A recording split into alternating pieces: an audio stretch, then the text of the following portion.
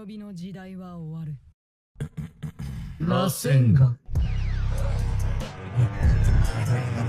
mystery behind the true owner of the very first God tree. Yeah, that's at least the title or topic of our discussion today. But before we get into it, I'm Nim. And please, help me fix the algorithm by liking this video.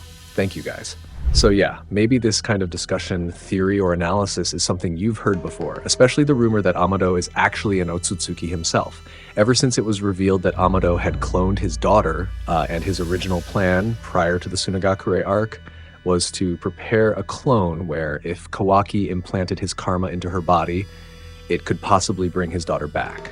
But all of this isn't as simple as it sounds, because in the next 8 minutes, I'm going to take you back. A flashback to the era where all this chaos and threat to the world first began. As we all know, the real threat to the shinobi world started with the God tree itself, right? In other words, the very concept of the Ten Tails, or Jubi, was the first step toward the world's destruction. If that entity consumes an Otsutsuki, it will grow into a God tree. And of course, even now, in the era of Boruto, Two Blue Vortex, that threat still continues. But more precisely, who was the one that first planted the Ten Tails that became the very first Shinju tree on Earth? So let me explain this again. In terms of context and overall lore, within the Naruto and Boruto series, there are two different concepts regarding how a Ten Tails is born or created. In the Naruto series, we know that the origin of a Ten Tails began when Kaguya ate the chakra fruit and fused with the Shinju tree, right? From that fusion, a terrifying monster was born, the Ten Tails. And of course, Kaguya fused with the Shinju and became the Ten Tails for one reason, to fight against her own sons. So in short, that's the general concept of how the Ten Tails was born in the Naruto series. So far, the concept of the birth of the Ten Tails in the Naruto series is more or less like that. But in the Boruto series, everything is clearly revealed, and I think it makes sense. Not that in the Naruto era it doesn't make sense, but rather in terms of the flow of the process, or flow about the Jubi or Shinju tree, this is easy to understand. So first, before the Shinju tree grows, there is one condition that cannot be rejected. In other words, Jubi, as the initial seed of the Shinju tree, must eat one of the Otsutsuki. And we know that one of the Otsutsuki is Boruto or Kawaki, right? So if no Otsutsuki is sacrificed to become food for the Ten Tails as the initial seedlings, then there will be no growth of the Shinju tree. But then again, in the Naruto era, it's all reversed. Is this a different concept, or is there a mistake? But clearly, this is not a mistake, but there is an answer. But if we return to the main topic of who planted the first Shinju tree, this is the real point. If you think Kaguya is the one who planted the first Shinju tree seed in the world, at least until I tell you this fact, you should reconsider if Kaguya is not the answer. One of the facts that has been revealed, Amado once explained the mystery of the growth of a Shinju tree. Amado said that actually every Otsutsuki that comes to a planet always comes in pairs, right? Because of course, one of the two Otsutsuki will be fed or eaten by Jubi in order to turn into a Shinju tree. But this is the case in the Boruto era. Otsutsuki who come to planet Earth must be of different castes. In other words, in the case of Kaguya and Ishiki, Ishiki has a higher caste than Kaguya herself. So as a rule, it is Kaguya who will be sacrificed to Jubi to be eaten, and only then will the Shinju tree grow and produce chakra fruit. But everything changed when Kaguya betrayed Ishiki. In Kaguya's case, only two requirements had been fulfilled: the target planet and the seed of the Shinju tree, the Ten Tails itself. After Kaguya betrayed Ishiki, who became the sacrifice for the Ten Tails to consume? In this case, we know that after Ishiki was left on the brink of death, he actually survived, and so did Kaguya. This means Ishiki failed to sacrifice Kaguya, and Kaguya failed to sacrifice Ishiki. But with that being the case, it would be impossible for Kaguya to offer herself as food for the Ten Tails, right? So then, how did the Shinju tree manage to grow? There are two possible explanations for this theory. The first possibility is that the Ten Tails still used Ishiki's body, but not entirely. As we've seen, only part of Ishiki's body remained.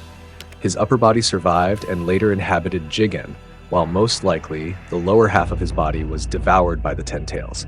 And with that, the Shinju tree was able to grow. But here's the consideration. Would just half a body really be enough to fulfill the requirement to grow a Shinju tree? If not, then that leads us to the second point. That is, there was another Otsutsuki who was victimized to be eaten by Ten Tails, but until now, the mystery has not been revealed. But even so, I have a theory if that Otsutsuki is the victim. And the victim was Urashiki's partner.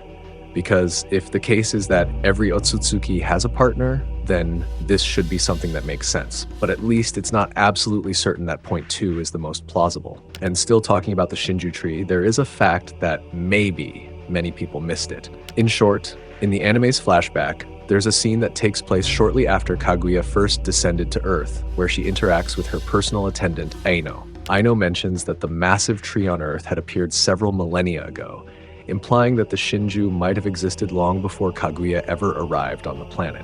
Now, this part comes from the anime and isn't directly shown in the manga, but it adds an interesting layer to the theory.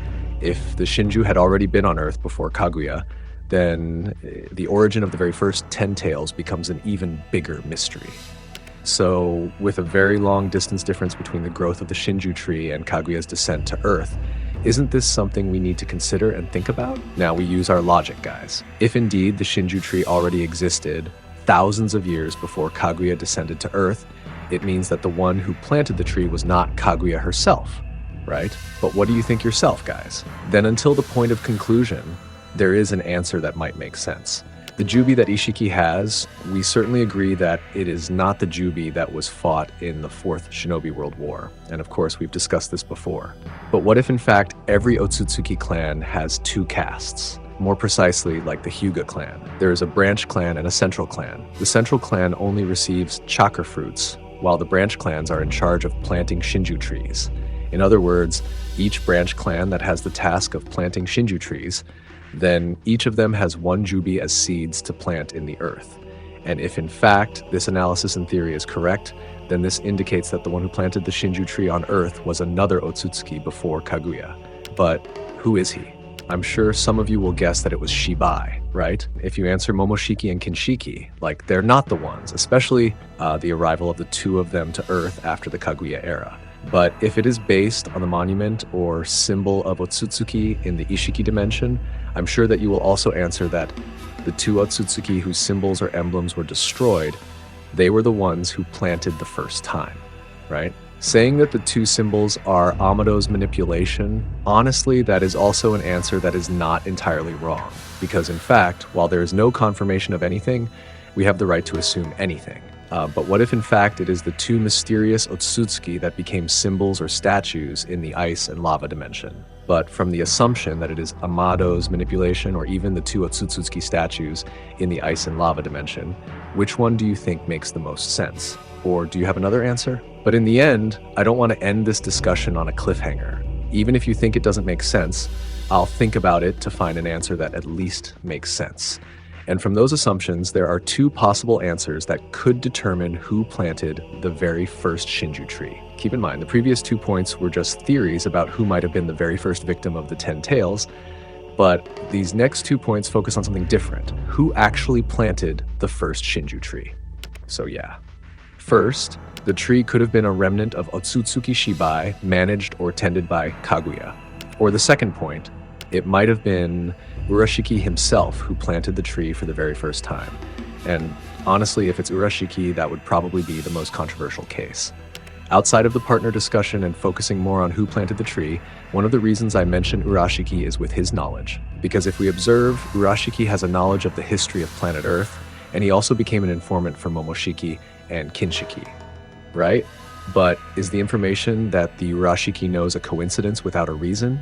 No way, for sure. But if I had to choose one of the 2 points, for some reason, picking Shibai feels like the most logical answer. He abandoned the Shinju tree and left Kaguya to tend to it until it grew and produced the chakra fruit. Moreover, the narration mentioning that the Shinju tree already existed before Kaguya descended to Earth further supports this theory. I know some of you will say this doesn't make sense, especially since Kaguya didn't fulfill the usual requirement, as no Otsutsuki was sacrificed, right? But who's to say that sacrificing an Otsutsuki to be devoured by the 10 tails as a requirement for growing a Shinju tree is an absolute rule? Instead of feeding an Otsutsuki to the 10 tails, Kaguya sacrificed dozens, if not hundreds, of human souls to have their chakra absorbed so that the tree could grow. By that logic, offering an Otsutsuki to the 10 tails is more of an exception than a must. This would mean that the very first Shinju tree on Earth actually belonged to Otsutsuki Shibai, After Kaguya betrayed Ishiki, she eventually descended to Earth and found a Shinju tree that had already grown. She then used human souls as fuel, so to speak, to nurture the tree. And because of that, this also becomes a reasonable explanation for why Ishiki and Kaguya's 10 tails are considered two separate entities. Makes sense, right? But what do you guys think? So yeah, whatever your thoughts and theories are, I'd be more than happy to hear them. Let's talk in the comments. Thank you for watching. Don't forget to like and subscribe. I'm Nim, and I'll see you in the next video. Bye-bye, Databayo.